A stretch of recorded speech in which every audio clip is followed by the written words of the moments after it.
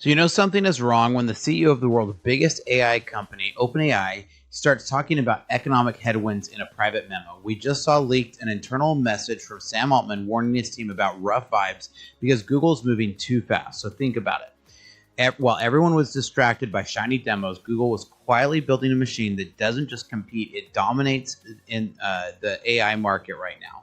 We're watching the Empire Strikes Back in real time, and most people are completely missing the math behind why OpenAI is totally doomed.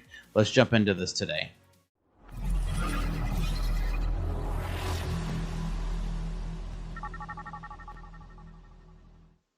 Welcome to Startup Pack. I'm Spencer, and here at Startup Pack, we love to build custom software solutions for companies. With a decade of executive leadership as a fractional CTO and 25 years in software development, I've mastered transforming tech teams and products.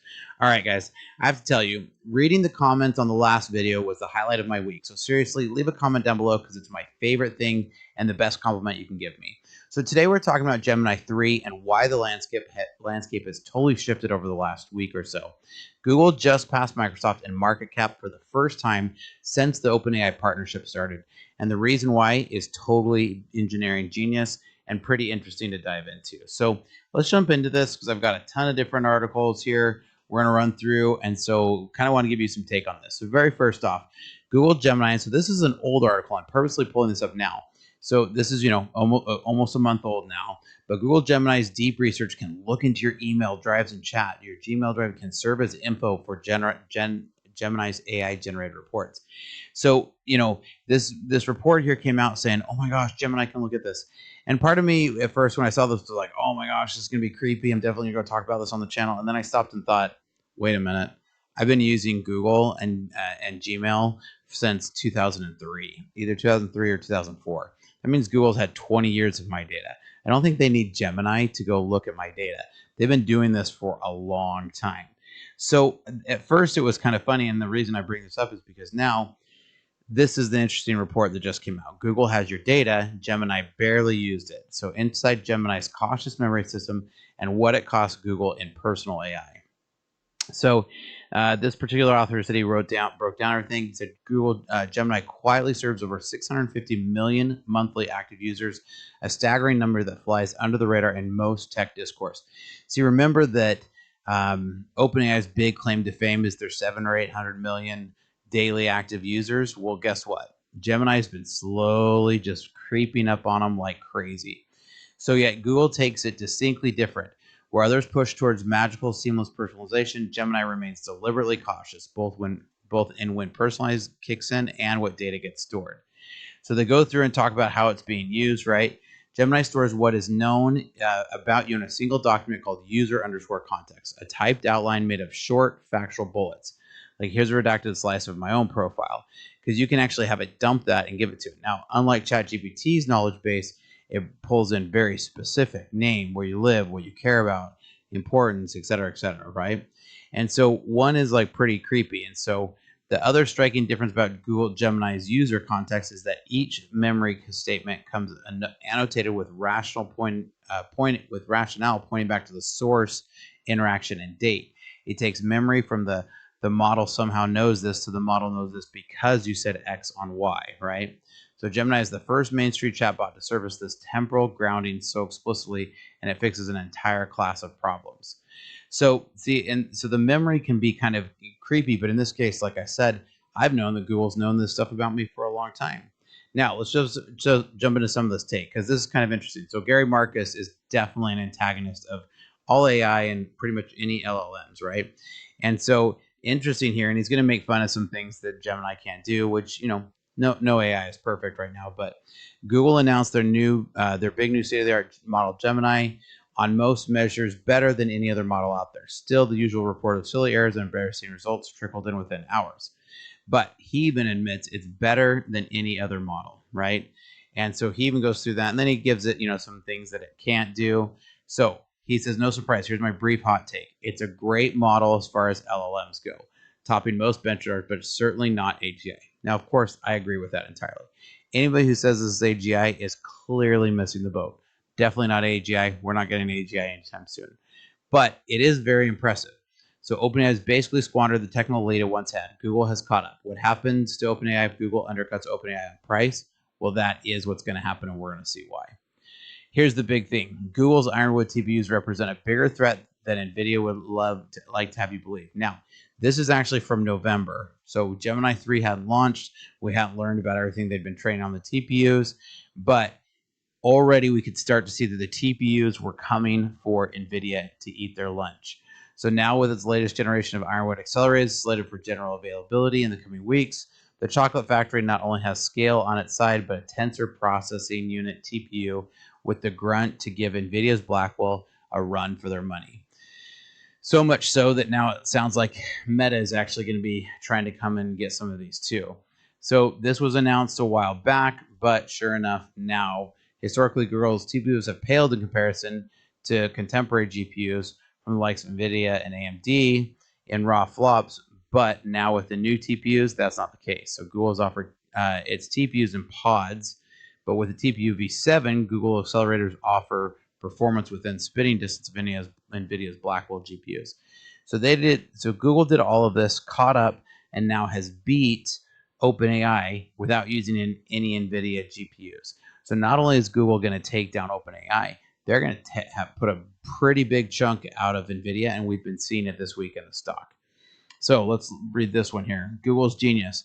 By not selling TPUs, Google allows NVIDIA to maintain high GPU pricing, which in turn props up market price on inference. Google then captures the inference price premium by running TPUs for inference on Google Cloud. So this is pretty impressive, and Google's definitely going to reap a lot of rewards from this. Gary Marcus again. Wow. What if Google plus TPUs were to wipe out OpenAI plus GPUs and all the circular financing? That would truly be an epic plot twist. And I wouldn't bet against it, especially given how precarious OpenAI's finances appear to be. So this is definitely a problem. OpenAI's finances are precarious, to say the least. Now, this one here. Everyone is missing the real story. Google just passed Microsoft for the first time since the OpenAI partnership launched, and the market is finally repricing what actually matters in AI infrastructure. Microsoft went all in on external dependencies. They pay OpenAI for model access, but NVIDIA GPUs for compute, and integrate everything into Office. That stack has 3 points of failure and zero margin control. Google owns the entire chain. That's the big thing here. Google owns the entire chain. Gemini models trained in-house, TPUs designed and manufactured for their exact workload, both optimized together from silicon to inference. So this is kind of the Apple walled garden thing, right? They've been able to build their hardware to run iOS and that kind of thing for years to allow them to optimize it. This is that same thing where the NVIDIA GPUs are great in a broad sense. They can game, they can do inference, they can do training, they can do all the things. Google built their TPUs specifically to manufacture and run for their exact workload. Why? Because they're Google. They can do that. And also by V7, they've got this down pretty well pat. So you see Elon Musk doing something very similar with his AI 5 and 6 chips, but he's still a year and a half at best out to get those AI 5 chips out. So this continue on. This person says, when you control the full stack, you optimize for total cost per token, not per component pricing. The math shows up in deployment speed. Microsoft announced Copilot in November 2023. Google shipped comparable workspace AI 6 months later, but at half the inference cost because their TPUs run the models 40% more efficiently than equivalent GPU clusters. The first major sign that vertical integration wins the infrastructure war. NVIDIA sells shovels everyone. Google builds shovels and mines the gold. Microsoft rents both. The $13 billion gap sounds small until you realize that Google crossed Microsoft going up while Microsoft's trajectory flattened. That crossing point is when the market stops pricing hype and starts pricing margin structure. So here's the thing is Google's got a real business on this. Microsoft's been betting on OpenAI, which is all based on hype and conjecture. It's the conjecture that if we dump enough money into it, OpenAI can reach AGI. That's not going to happen. And that's starting to become more and more obvious by the day. Whereas Google already has priced in a model that Gemini is already useful, even if not perfect. I'm with you, Gary Marcus, there. I hear you. Like, it's definitely not perfect, but it is useful, right? And so they're building this on top with money that they already have. They didn't go out and raise any. They've built their own hardware, right? So the moment enterprises start buying AI at scale, the company that controls silicon to model economics wins every deal on total cost ownership. That's not Microsoft. See, Microsoft did has been going in on investing in NVIDIA.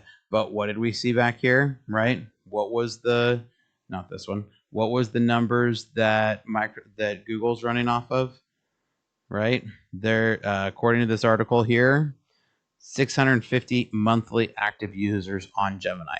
That's huge. This is already starting to eat OpenAI's lunch.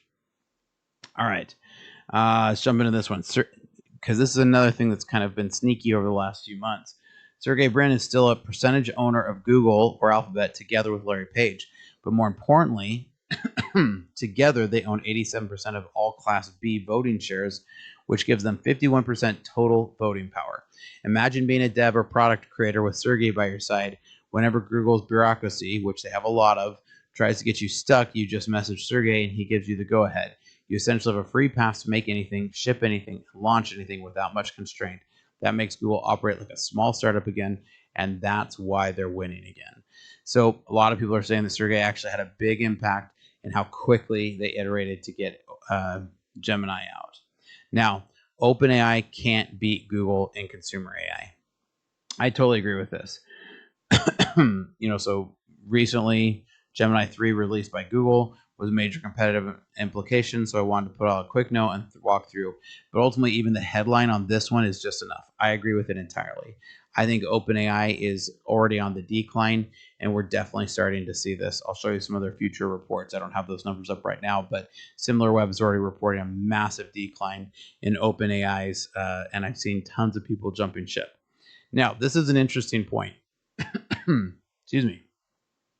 Sundar Pichai is being very smart about this, where Sam Altman has been a total idiot, sticking his head in the sand and believing that AGI will solve all his problems.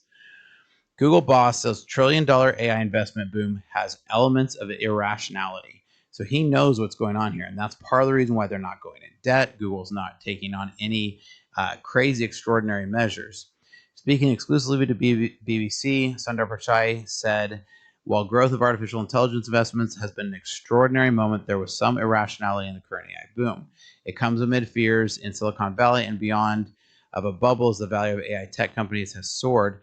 Asked whether Google would be immune to the impact of the AI bubble bursting, Mr. Pichai said the tech giant could weather the potential storm, but also issued a warning. I think no company is going to be immune, including us. But I actually don't know of a single other one who's going to be more immune than Google. Will it hurt them? Yeah, I think it'll drag down the whole market if we see the utter collapse. But I'm not sure. We may just see a slow deflating of the balloon rather than a full pop of it, right? So in a wide-ranging interview, he also addressed energy needs, slowing down climate targets, and some other things, right? Alphabet shelves have doubled in the value in the last 7 months. Particular focus on Alphabet development of specialized super chips for the AI, the TPUs here. As valuations rise, some analysts have expressed skepticism about a complicated web. Now, see, the thing about this is that this complicated web that we're talking about, this is the circular investments. Google's not in the middle of that, folks, right? That's why I think this is going to be really interesting. So in comments echoing those made by the U.S. Federal Reserve Chairman Alan Greenspan in 1996 warned of irrational exuberance in the market well ahead of the dot-com crash, Mr. Pichai said the industry can overshoot an investment cycle like this. We can look back at the internet right now. There was clearly a lot of excess investment, but none of us would question whether the internet was profound. I expect AI to be the same. I think it's both rational and there are elements of irrationality through this moment. And that's what he's saying here. So I think these are all interesting. There's a ton of other things we could go through, but honestly, like I'm already at 14 minutes and I haven't even barely gotten into anything other than the articles. So right now, the big thing here is that Microsoft is currently stuck paying OpenAI for models, buying NVIDIA GPUs for compute, and trying to glue it all into Office. That is a 3-point different failure and zero control over their margins, which is a nightmare for any CTO. Now, Google, on the other hand, owns the entire chain. They train Gemini in-house. They design their own TPUs and their own data center, and they're paying for all of it with cash from their pocket. So this vertical integration is why Google can ship faster at half the inference cost of their competitors. Effectively, they can bleed them dry. So there was a leaked memo from Sam Altman, and it's really the smoking gun that the internal confidence at OpenAI is not only just shaking, but starting to really falter. Altman told colleagues that Google's recent progress could create, quote, temporary economic headwinds, end quote, which is the CEO speak for we are losing market share quickly. So we talked about the TPU advantage, right? And right now so when NVIDIA sells a chip, they're marking those up 70% right now. So NVIDIA is making 70% on that. Google's not paying any of that, that margin, right? Google doesn't sell their TPUs right now. Now, there's some talk that they're going to start making some deals with larger companies like Meta, but part of the reason is the TPUs are not general purpose. GPUs are very general purpose, right? They can be used for gaming, they can be used for various different things.